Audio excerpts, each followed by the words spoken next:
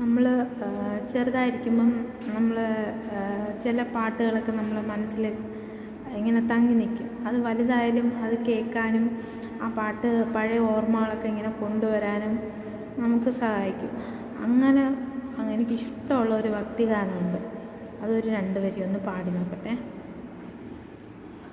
ഒരു നേരമെങ്കിലും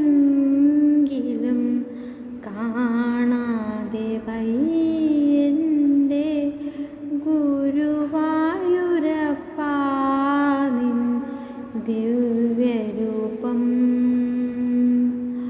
ഒരു മാത്രയെങ്കിലും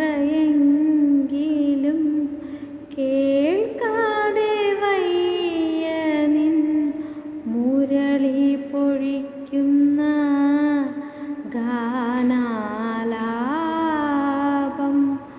മുരളി പൊഴിക്കുന്ന ഗാനാലാപം.